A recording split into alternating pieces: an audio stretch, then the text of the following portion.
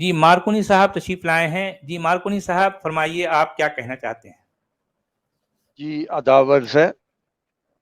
اچھا مارکونی صاحب کے پاس شاہین صاحب بھی ہیں, ہم ان سے بھی جو ہے میں کچھ دیر بات کروں گا, تھوڑا سا ویٹ کیجیے. جی مارکونی صاحب بولیے. جی میری آواز ٹھیک آ رہی ہے جی؟ جی ہاں آ رہی, بولیے.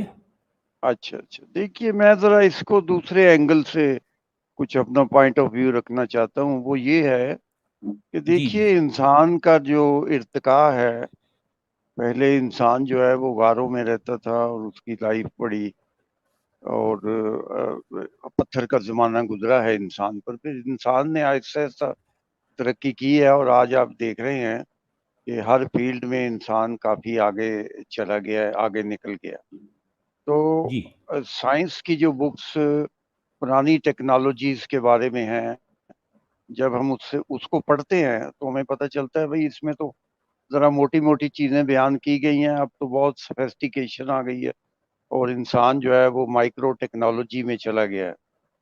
تو بات یہ ہے کہ یہ جس زمانے کی کتاب ہے, یعنی اب اس زمانے کے لوگوں کا جو شعور تھا, تو آج جو ہم اس کو ڈسکس کر رہے ہیں تو اس وقت جو ایک جنرل سی ریکوائرمنٹ تھی, تو آج تو اس کو اس طریقے سے ڈسکس کرنا بڑا مشکل ہے کہ اس میں اگر میں مطلب جو میں نے پوائنٹ آف ویو بات کی ہے کہ انسان کی ڈیولپمنٹ ہو گئی.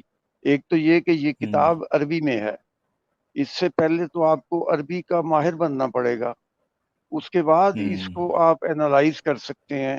اور یہ آج سے 1500 سال پہلے لکھی گئی. تو میں سمجھتا ہوں کہ ایک یعنی اب میں اس کو ایگزامپل دینا چاہتا ہوں, جیسے سٹیم انجن پہلے بنا تھا, تو سٹیم انجن کے بعد آج آپ دیکھیں پھر پیٹرول کے بنے, پھر آج کل جو گاڑیاں ہیں وہ الیکٹرک کارز آ گئی ہیں, وہ زیادہ سوفیسٹیکیٹڈ ہیں. تو آپ اس کو کیسے کمپیئر کریں گے کہ آپ ایک پرانی چیز کو 1500 سال پہلے کی لکھی گئی کتاب کو آج کے زمانے میں کس طرح اینالائز کر سکتے ہیں؟ جی بہرحال یہ بھی ایک سوال ہے. یہ آپ کا سوال بھی اپنی جگہ بڑی اہمیت رکھتا ہے, صحیح کہہ رہے ہیں آپ.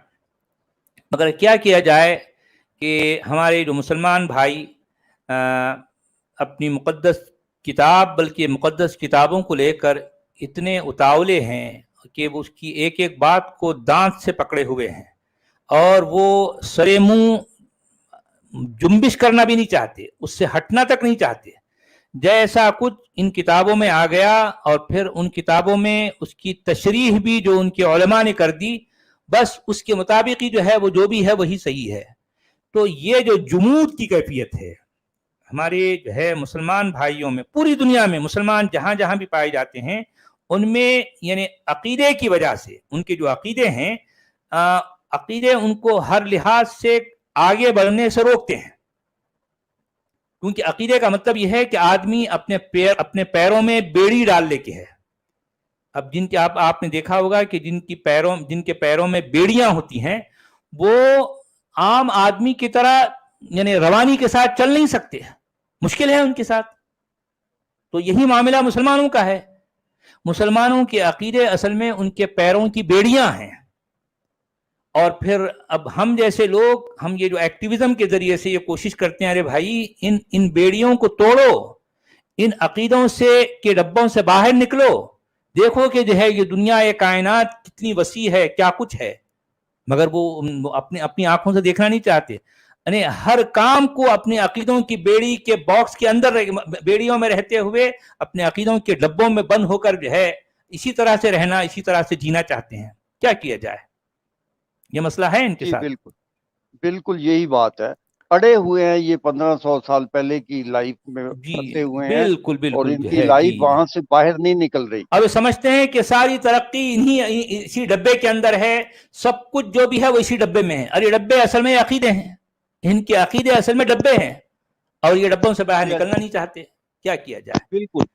اور تو اسی چلیں وجہ جناب, سے بڑا اچھا لگا آپ سے بات, بہت اچھی بات آپ نے ہاں کی. جی تو میں بھی یہی جی چاہتا ہوں کہ تھوڑی سی جرات مندی کا مظاہرہ کرتے ہوئے انسان کو اپنے عقیدوں کے باکسز سے باہر نکلنا ہے. کیونکہ دیکھیں جب تک کوئی انسان کسی بھی وہم یا عقیدے کے باکس سے باہر نہیں نکلتا تو پھر اس کے سامنے یہ کائنات اپنی وسعتوں کے ساتھ نہیں آتی, اپنی پہنائیوں کے ساتھ جو ہے قرآن نہیں آتی, یہ کائنات نہیں آتی. تو اب یہی ہم چاہتے ہیں, یہی ہماری کوشش ہے کہ ہمارے مسلمان بھائی, ہماری جو ہے مسلمان قوم اس کائنات کی جو ہے وسعتوں میں اپنے آپ کو پھیلائے, نہ کہ یہ جو ہے صدیوں پہلے جو ڈبے بنا دیے گئے ان ڈبوں کے اندر بند رہنا. یہ نہ تو انسانیت ہے نہ تو عقل کا شیوا ہے. تو چلیں, بہت بہت شکریہ بھائی. ایک شعر سے اپنی بات ختم کرتا ہوں. جی ارشاد. بشر کے واسطے پنجرے کہاں آہن سے بنتے ہیں,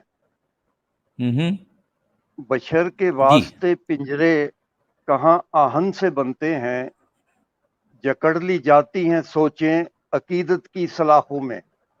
واہ, جکڑ لی جاتی ہیں سوچیں عقیدت کی سلاخوں میں. واہ واہ واہ واہ واہ, بہت خوب بہت خوب. انسان کو قید کرنے کے لیے لوہے کے پنجروں کی ضرورت نہیں ہے. ہاں عقیدے ہیں, عقیدے ہی تو ہیں, اور کیا. وہ ایسے موقع پر ایک مثال دی جاتی ہے, کہا جاتا ہے کہ ایک شخص کے پاس بہت سے اونٹ تھے, بہت سارے اونٹ. وہ لے کر جو ہے کہیں گزر رہا تھا, رات ہو گئی, تو اب اس کو رات میں جو ہے رات گزارنے کے لیے کسی جگہ پڑاؤ ڈالنا تھا. تو اس کے پاس جتنے اونٹ تھے اتنی رسیاں بھی تھیں, ان رسیوں کے ساتھ کھوٹیاں بھی لگی تھیں. وہ کھوٹیوں کو وہ کیا کیا, اس نے جو ہے زمین میں گاڑا, اور وہ اس رسی کا ایک سرا اس کوٹھی کو باندھا اور پھر دوسرا سرا اس اونٹ کے گلے میں باندھ دیا. اور پھر وہ جیسے ہی جس اونٹ کو وہ گلے میں رسی باندھتا, رات کے وقت وہ جو اونٹ نیچے بیٹھ جاتا. تو اس طرح سے جتنے اونٹ تھے وہ سب کو رسیاں اور کھوٹیاں باندھ دی, لیکن ایک اونٹ جو ہے ایسا بچ گیا کہ اس کے پاس ایک کھوٹی اور ایک رسی مسنگ تھی. مان لیں اگر اس کے پاس 10 اونٹ ہیں تو اس کے پاس 10 نہیں تھی بلکہ 9 رسیاں اور 9 کھوٹیاں تھیں. تو بڑا پریشان تھا. اب اس کو ڈر بھی اس بات کا بھی تھا کہ جو ہے اب اگر میں 10ویں اونٹ کو نہ باندھوں تو ہو سکتا رات کی جو ہے رات میں کہیں نکل جائے. تو اب یہ اسی سوچ میں جو ہے بیٹھا تھا کہ اس کو دور سے کوئی جھوپڑی نظر آئی, وہاں پر کوئی روشنی میں نظر آئی. اس کو لگا کہ وہاں کوئی شخص ہے, تو دوڑتا ہوا وہاں گیا, جا کے بولا کہ دیکھو اگر کوئی آپ کے پاس ایک رسی ایک کھوٹی ہے تو دے دو, میں ایک رات کے لیے اس کا کرایہ بھی دے دوں گا جو بھی, اور جو ہے کل صبح میں اس کو رسی اور کھوٹی واپس کر دوں گا, میرے اونٹ کے ساتھ ایسا مسئلہ ہے. تو اس کٹیا میں رہنے والا جو شخص تھا اس نے کہا کہ بھئی تم جو ہے اپنے اس 10ویں اونٹ کو اسی کھوٹی اور اسی رسی سے باندھو. تو اس نے کہا کہ بھئی میرے پاس تو کھوٹی اور رسی ایک مسنگ ہے, ایک کم ہے, میں کیسے باندھوں. کہنے لگا کہ جس طرح سے تم نے دوسرے اونٹوں کو باندھا اس کو بھی اسی طرح سے باندھ دو. تو تھوڑی دیر لگی اس کو اس کی بات سمجھنے میں, تو بہرحال وہ بات سمجھ آ گئی, اچھا ایسا کیا. تو دوڑتا ہوا خوشی خوشی آیا, اور جو ہے اس نے اس 10ویں اونٹ کو وہ جس طرح سے باقی 9 اونٹوں کو باندھا تھا رسی اور کھونٹی کے ساتھ, اس نے اس اونٹ کے جو ہے کے سامنے ایک ایسے ہاتھ سے ایسے لگا کہ جو ہے وہ کھونٹی کھود رہا ہے, زمین میں گاڑ رہا ہے. وہ کھونٹی کو گاڑا زمین میں, اس کے بعد ایک رسی کو اس کے سرے سے باندھا اور ایک رسی کے ایک سرے کو اس اونٹ سے باندھ دیا. تو جیسے ہی اس نے باندھا اونٹ نیچے بیٹھ گیا. تو یہ اس کو بڑی خوشی ہوگی, ارے یار یہ تو بغیر کھوٹی بغیر رسی کے جو ہے بیٹھ گیا, بہت خوش ہو گیا. تو بہرحال اسی طرح سے اور رات گزر گئی اور وہ صبح ہوئی. تو اب وہ جو ہے اب اس کو پھر سے آگے بڑھنا تھا, تو وہ اپنے سارے اونٹوں کو ایک ایک کر کے وہ کھوٹی کھولتا رہا اور جو ہے رسی اس سے کھولتا رہا. تو سارے اونٹ جیسے ہی جو ہے وہ کھوٹی نکالتا اور رسی اس سے کھولتا تو سارے اونٹ کھڑے ہو گئے. اب یہ جو 10واں اونٹ ہے یہ اب اپنی جگہ سے اٹھنے کے لیے تیار نہیں ہے, یہ اٹھتا ہی نہیں. اب اس کو بڑی پریشانی ہوئی, ابھی اس کو اٹھاؤں کیسے؟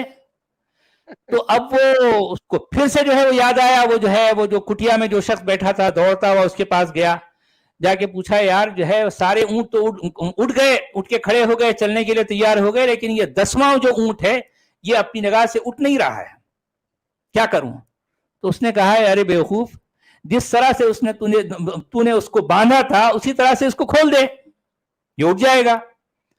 تو پھر سے یہ مسکراتا ہوا آیا جلدی سے, اس نے اسی طرح سے جو ہے اس نے جس طرح سے دوسرے اونٹوں کو جس طرح سے اس کو باندھا تھا اسی طرح سے اس کو اس نے کھولا, تو یہ اونٹ کھڑا ہو گیا اور چل پڑا. تو ایگزیکٹلی یہی معاملہ عقیدت مندوں کا ہے. یعنی عقیدت مندوں کا سب سے بڑا مسئلہ یہ ہے کہ وہ اپنی عقیدت سے ہٹ کر نہ کچھ دیکھنا چاہتے ہیں نہ کچھ سوچنا چاہتے ہیں. عقیدت مندوں کا معاملہ بالکل ہو بہو اسی اونٹ کے جیسا ہے, اسی اونٹ کے مانند ہے. اب ہم جیسے لوگ اپنی ایکٹیویٹی کے ذریعے سے ان کی بیڑیاں کھولنا چاہتے ہیں, ان کی رسیاں کھولنا چاہتے ہیں, ان کی کھوٹیوں کو ان سے الگ کرنا چاہتے ہیں, لیکن یہ ہے کہ اپنی کھوٹیوں سے پیار کرتے ہیں, اپنی رسیوں میں جو ہے جکڑے رہنا چاہتے ہیں. کیا کیا جائے, کیا کیا جائے؟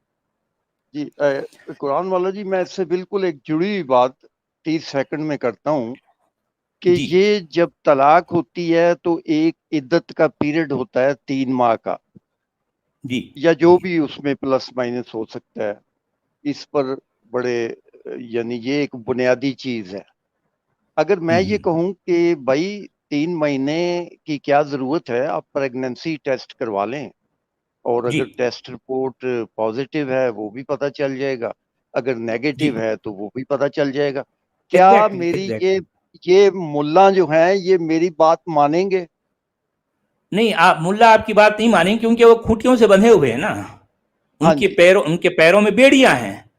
وہ آپ ان کے سامنے بھلے سائنٹیفک بات جیسی کچھ رکھ دیں, میڈیکل جو ہے میڈیکل سائنس کیا کچھ ابھی کر رہی ہے, کیا کچھ کہاں سے کہاں پہنچ گئی ہے, لیکن یہ ہمارے علماء, یہ ہمارے فقہا, یہ ہمارے دین کے ٹھیکیدار اور پھر دین کے عقیدت مند ابھی بھی وہ اسی 7ویں 8ویں صدی میں پھنسے ہوئے ہیں. ابھی بھی وہی ہیں, وہ ان کا جدید دنیا سے کوئی سروکار نہیں ہے. کیا کیا جائے, کیا کیا جائے؟ بالکل یہ معاملہ ہے.